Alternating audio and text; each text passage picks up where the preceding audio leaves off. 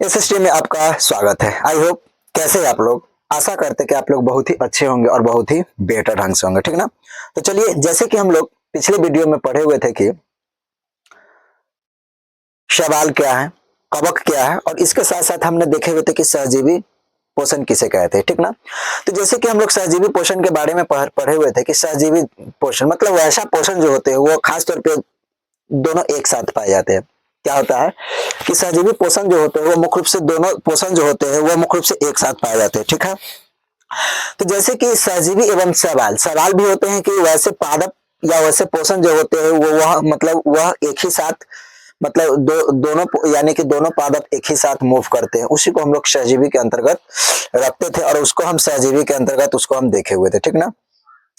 जैसे अब लाइकेन जो होते हैं, तो लाइकेन एक प्रकार से एक ऐसा पौधा होता है जिसमें क्लोरोफिल लाइकेन जो होते हैं वह यानी कि सहजीवी जो होते हैं इसमें क्या बोलते हैं क्लोरोफिल नहीं पाए जाते हैं, लेकिन लाइकेन जो होते हैं उसमें क्लोरोफिल पाए जाते हैं, ठीक ना। तो जैसे कि ये जो होते हैं हम इस तरह से हम लोग इसको अच्छी तरह से हम लोग क्या किए हुए थे, देखे हुए थे, ठीक ना। अब चलिए, जैसे कि अब हम लोग इसके आगे की ओर देखते हैं। आज हम लोग को देखना है कि यानी कि पादपों में पोषण हम लोग देख रहे हैं और यह खास तौर पे एनसीईआरटी पर आधारित है। आज जो हम क्वेश्चन बता रहे हैं वह खास तौर पे हर कॉम्पिटिटिव लेवल के लिए बहुत वेरी वेरी इंपॉर्टेंट है और खास तौर पे यह 10th क्लास के लिए बहुत ही वेरी वेरी इंपॉर्टेंट है। तो चलिए, जैसे कि आज हम लोग देखते हैं कि मृदा में पोषण की पुनः पूर्ति किस प्रकार से होता है। यानी कि हम लोग देखते हैं कि मृदा में यानी कि मिट्टी में क्वेश्चन है कि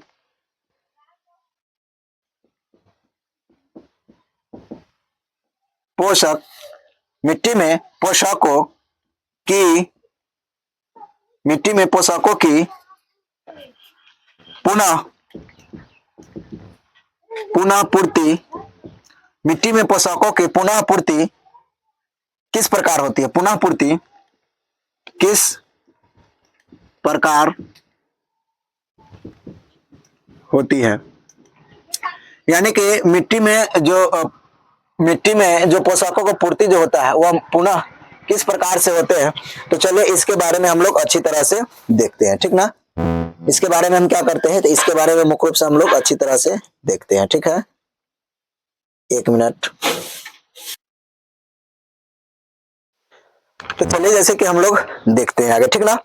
तो हम लोग अब देखना है कि मिट्टी में पोषण किस प्रकार से होते हैं, इसके बारे में हम लोग चलिए अच्छी तरह से इसको देखते हैं, ठीक ना। तो सबसे पहले हम लोग देखते हैं कि जब किसान जो होते हैं वो अपने अपने खेतों यानी कि खेत या बगीचा जो होते हैं उसमें खाद डालते हैं, ठीक ना। तो जब किसान जो होते हैं बार बार खेतों में खाद डालने से क्या होता है, उसकी खेतों की जो उपजाऊ क्षमता जो होती है वो धीरे धीरे क्या होता है, कमी होते चले जाता है, धीरे धीरे क्या होते चली जाती है, तो कमी होती जाती है। अतः यानी कि मृदा की मात्रा में होता है क्या होता है, बहुत कमी हो जाता है। अब जैसे कि हम फास्फोरस, नाइट्रोजन, सल्फर, उसके बाद क्या बोलते हैं पोटेशियम, ये सारी चीज जब हम खेतों में डालेंगे, इस खेतों में क्या होगा डालेंगे, तो इसका क्या होगा, इसका उपजाऊ क्षमता जो होता है वो मुख्य रूप से धीरे धीरे कम हो जाता है। मुख्य रूप से धीरे धीरे क्या हो जाता है, कमी हो जाता है। जैसे कि हम लोग मानते हैं कि बार बार अगर एक ही किस्म के फसल अगर बार बार उगाने से क्या होता है, उसका मिट्टी का उपजाऊ क्षमता जो होता है वह धीरे धीरे कम जाता है। माना कि अगर हम बार बार गेहूं का ही खेती कर रहे हैं, बार बार मक्का का ही खेती कर रहे हैं, अगर एक ही प्रकार के एक ही किस्म के फसल बार बार उगाने से क्या होता है, उस मिट्टी के उपजाऊ क्षमता जो होता है वह धीरे धीरे क्या होता है, धीरे धीरे क्या होता है, तो वह बंद हो जाता है। धीरे धीरे क्या होता है, तो मुख्य रूप से बंद हो जाता है, ठीक ना। तो चलिए, जैसे कि हम लोग अब हम इसको आगे की ओर चर्चा करते हैं। जैसे कि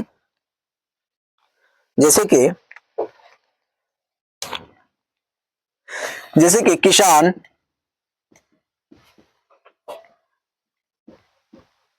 अपने अपने खेतों में किसान अपने खेतों में अथवा अथवा माली किसान अपने खेतों में खाद अथवा माली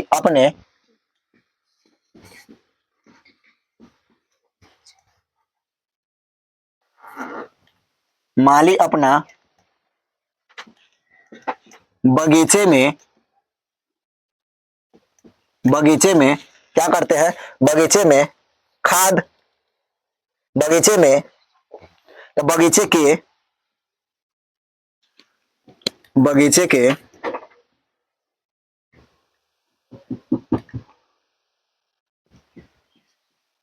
रंग एवं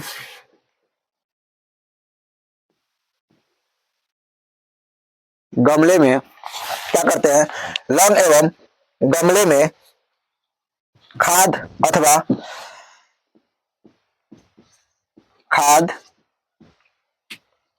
अथवा उर्वरक को, खाद अथवा उर्वरक को डालते हैं, खाद अथवा उर्वरक को क्या करते हैं, डालते हैं, जिससे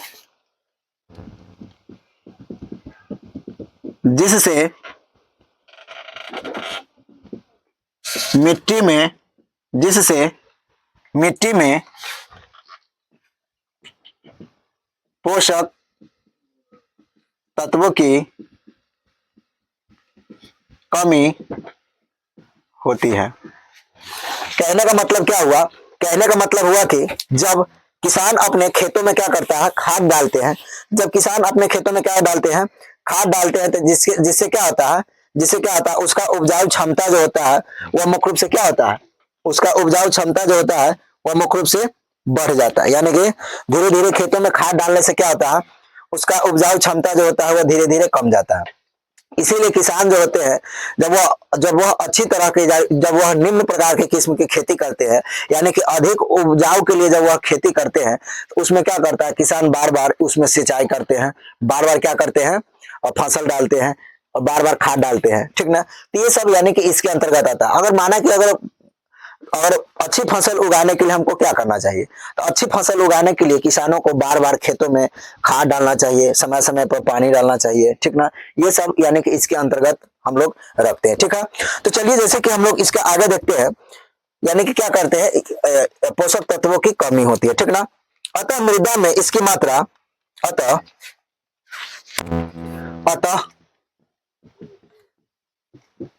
मृदा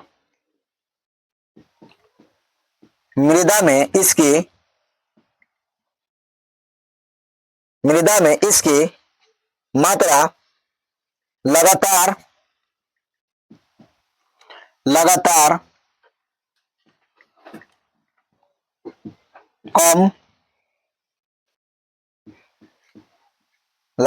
कम होती जाती है, जबकि लगातार कमी होती जाती है, जबकि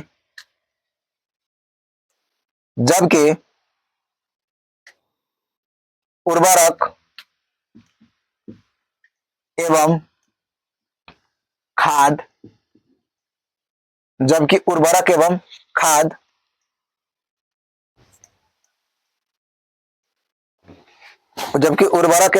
खाद में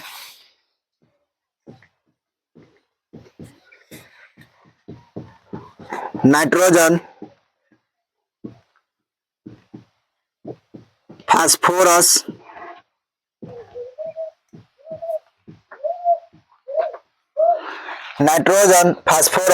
सल्फर,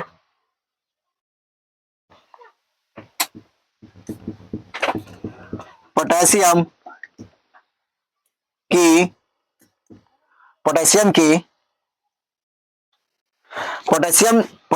जैसी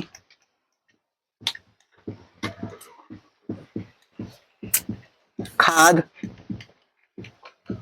डालने से मिट्टी में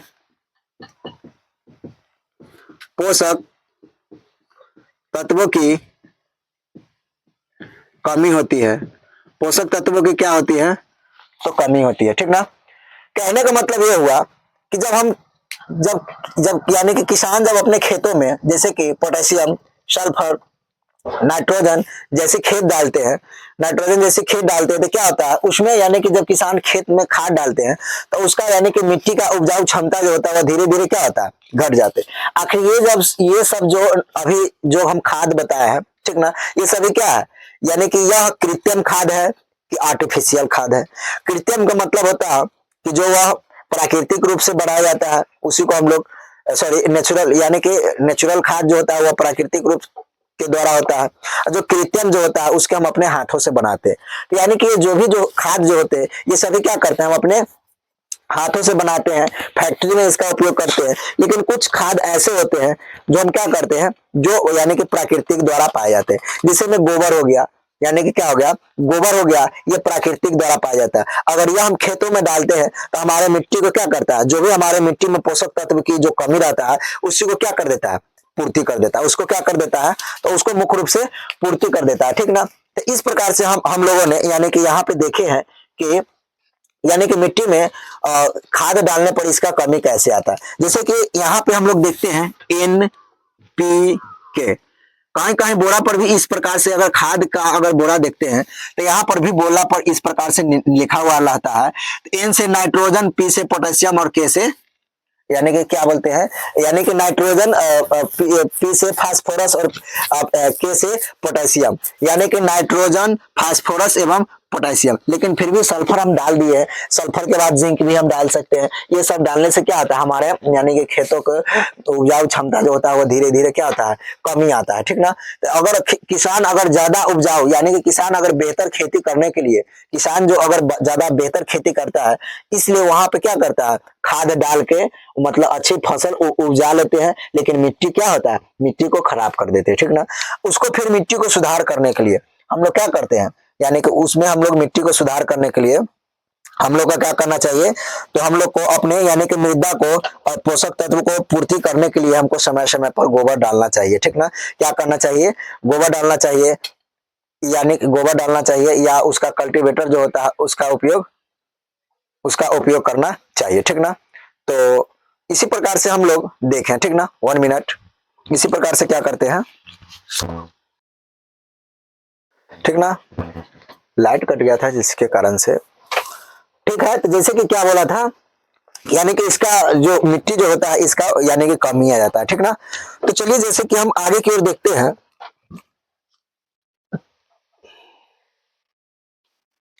यानी कि मिट्टी को पोषक तत्वों की, मिट्टी में पोषक तत्वों को पुनः पूर्ति पुनः पूर्ति हेतु समय समय पर खेतों में खाद एवं उर्वरकता खाद एवं उर्वरकता खाद एवं उर्वरकता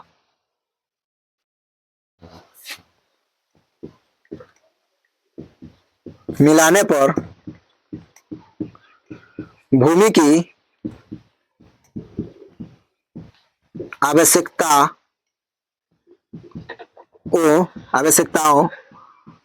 को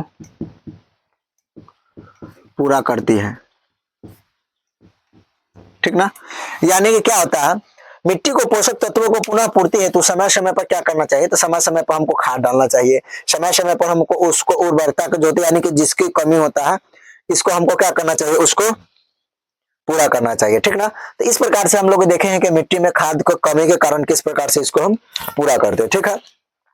अब जैसे कि हम लोग देखते हैं, अब जैसे कि हम लोग केचुआ को किसान का मित्र क्यों कहते हैं, तो केचुआ को इसलिए किसान का हम लोग मित्र कहते हैं ताकि केचुआ जो होता है, चलिए थोड़ा एक पॉइंट भी हम डाल देते हैं, यानी कि केचुआ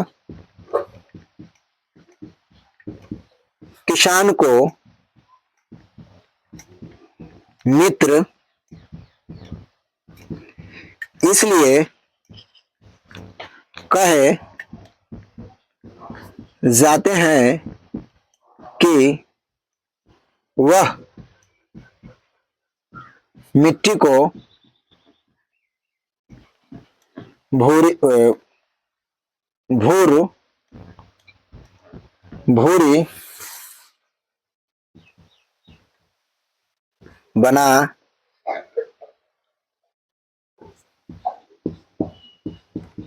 बना देते हैं। ठीक ना, यानी कि केचुआ किसान को मित्र क्यों कहा गया, ठीक ना, कि केचुआ किसान को मित्र इसलिए कहा गया कि ताकि जो यानी कि क्या बोलते हैं उसको, यानी कि वहां पे जब केचुआ जो होते हैं वह जमीन में क्या करते हैं, वह उसका भुरभुरी बना देते हैं। भुरभुरी के कहने का मतलब वह जमीन में जो उसका खुद के क्या कर देते हैं, भुरभुरी बना देते हैं।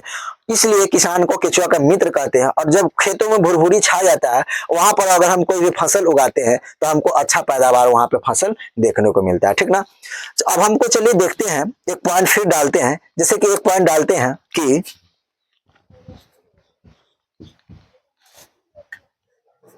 अच्छी फसल उगाने के लिए हमें क्या करना चाहिए। क्वेश्चन ही बनाते हैं, ठीक ना, हम क्वेश्चन ही बनाते हैं। ठीक है,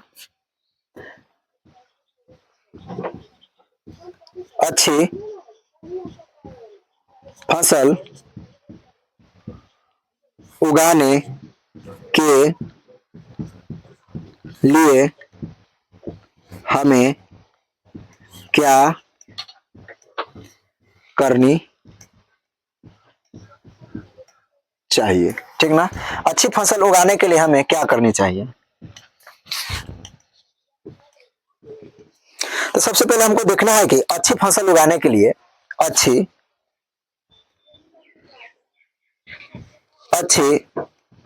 फसल उगाने के लिए हमें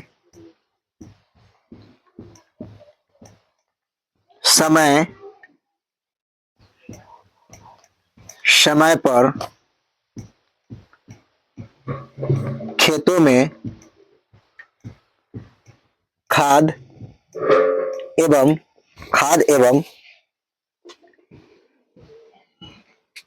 समय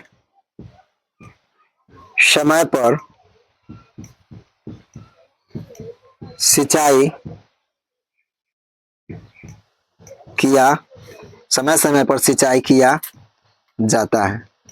यानी कि क्या करते हैं, अच्छी फसल उगाने के लिए हमें क्या करना चाहिए। ठीक ना, तो अच्छी फसल उगाने के लिए हमें समय समय पर क्या करना चाहिए, हमें समय समय पर यानी कि फसल को समय समय पर खेतों में खाद डालना चाहिए, समय समय पर क्या करना चाहिए, उसमें सिंचाई करना चाहिए, समय समय पर उसको हम यानी कि क्या बोलते हैं उसको खरपतवार हटाना चाहिए। सिंचाई का मतलब वही खरपतवार हटाना चाहिए। ठीक ना, इससे क्या होता है, इससे यानी कि अच्छी फसल को पैदावार होती है। ठीक ना, यानी कि क्या होता है, जब हम इस प्रकार से करते हैं तो इससे हमारे फसल को क्या होता है, इससे हमारे फसल को अच्छी पैदावार मिलती है। ठीक ना, चलिए इसको रहने देते हैं, फिलहाल में हम इतना इसको मिटाते हैं और इसका मिटाकर हम आगे कुछ पॉइंट डालते हैं। ठीक ना, तो जैसे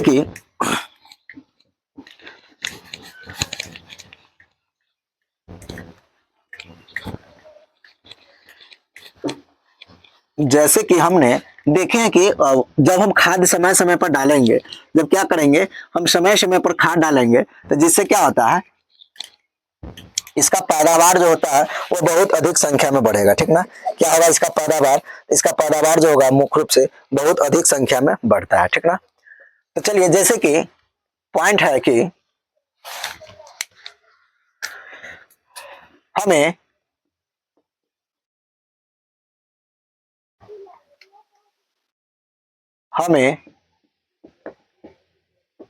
पौधे को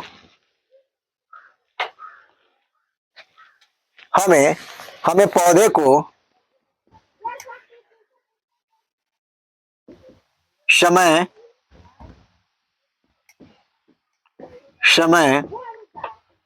पर देखभाल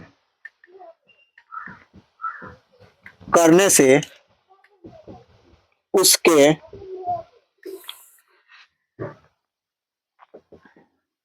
पैदावार अच्छी होती है।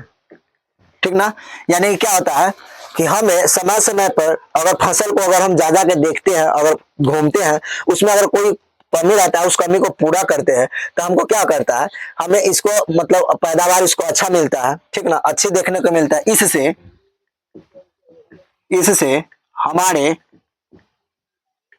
इससे हमारे इससे हमारे फसल इससे हमारी फसल अच्छी अच्छी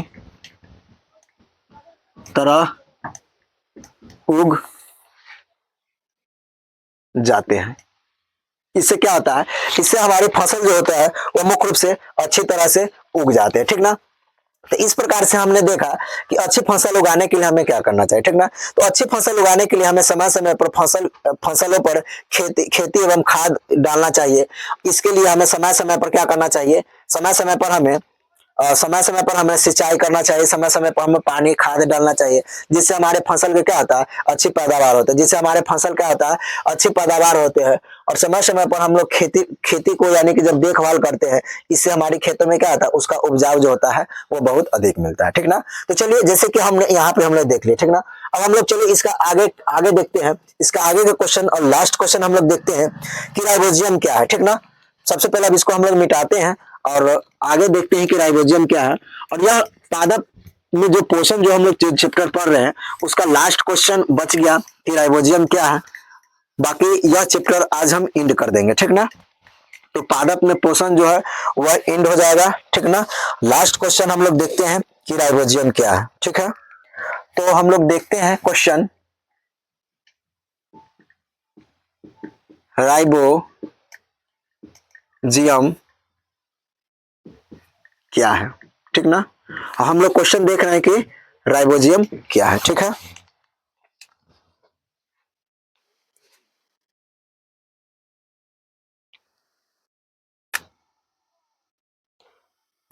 यानी कि वैसे पौधे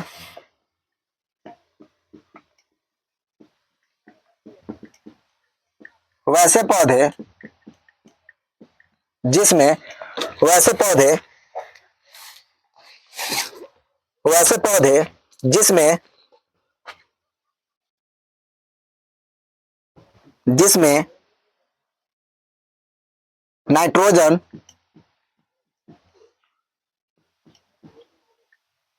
जिसमें नाइट्रोजन को बिले नाइट्रोजन को बिले रूप में ही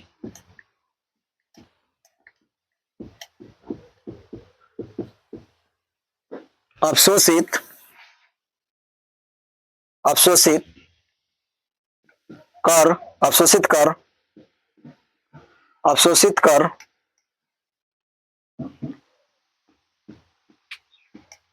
सकते हैं अवशोषित कर सकते हैं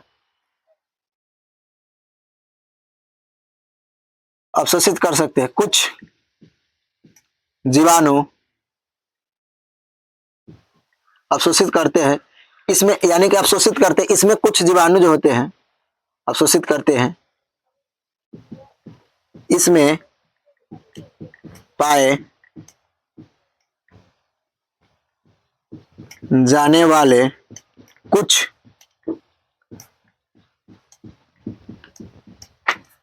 कुछ जीवाणु को इसमें पाए जाने वाले कुछ जीवाणु को जीवाणु जो कुछ जीवाणु जो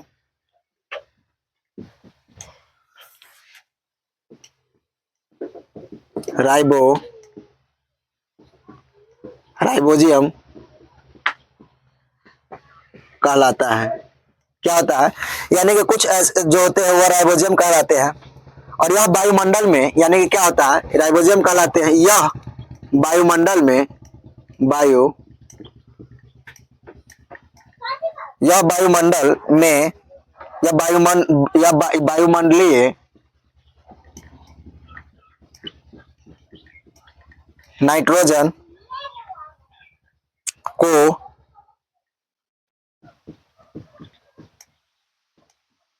विलय में परिवर्तित कर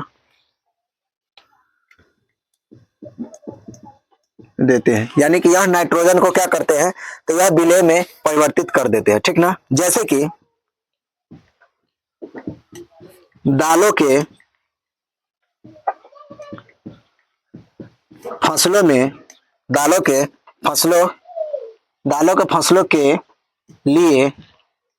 फसलों के लिए उन्हें मृदा में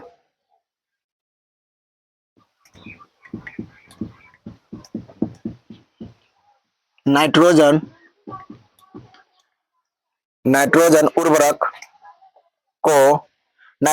उर्वरक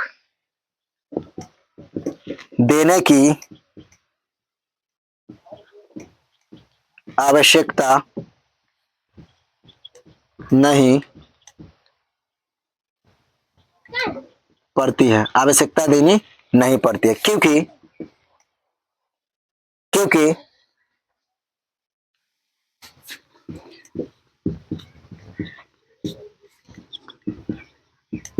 दालों के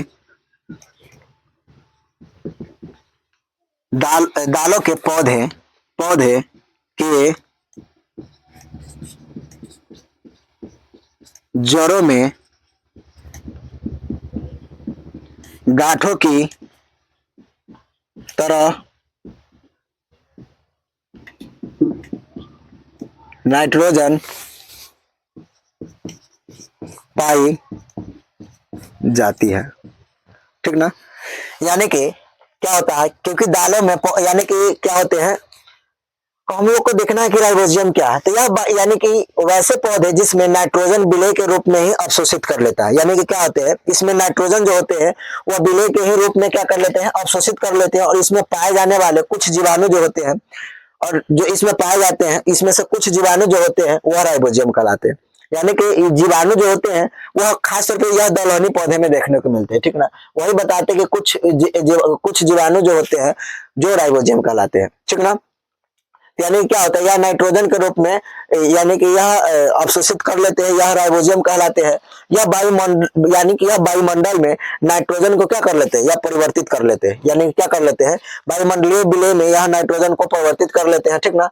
और यानी कि क्या करते हैं, यानी कि यह दालों के फसलों के लिए उन्हें मृदा में नाइट्रोजन की आवश्यकता नहीं पड़ता है। जब हम लोग दालों की फसल करते हैं उसमें हम लोग नाइट्रोजन के रूप में उर्वर यानी कि खाद नहीं डालते हैं, ठीक ना, क्योंकि उसके नहीं डालते हैं, इसलिए नहीं डालते हैं क्योंकि उसके यानी कि दलहनी जो पौधे जो होते हैं, अर्थात जो दाल के पौधे जो होते हैं उसके यानी कि जड़ में नाइट्रोजन पाए जाते हैं, और वह नाइट्रोजन किस रूप में पाए जाते हैं, तो वह नाइट्रोजन जो होते हैं वह जड़ में उसके गांठ के रूप में पाए जाते हैं। इसीलिए हमें दलहनी यानी कि दाल में हमको नाइट्रोजन मतलब उस दालों में जो होते हैं हमें नाइट्रोजन के रूप में उसको देखने को मिलता है, ठीक ना।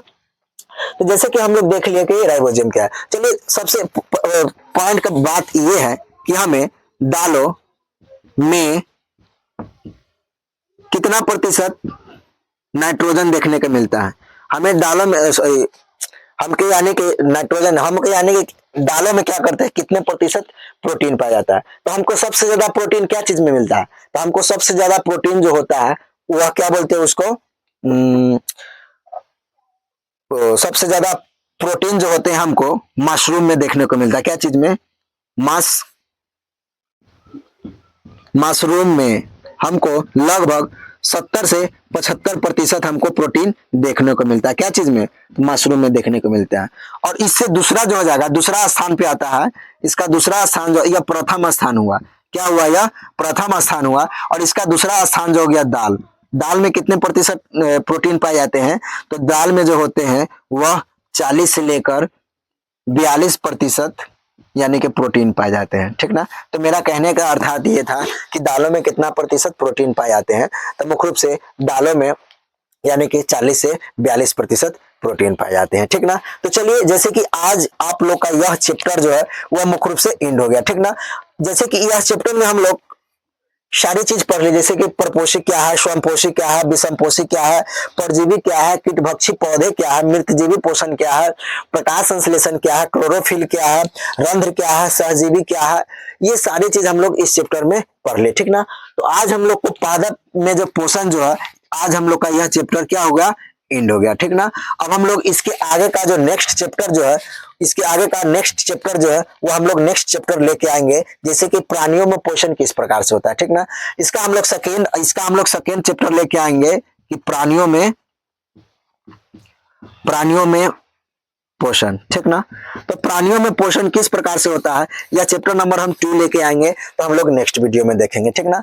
तो सबसे पहले आप देख लीजिए कि हम लोग ये नेक्स्ट चैप्टर में पढ़ेंगे, ठीक ना।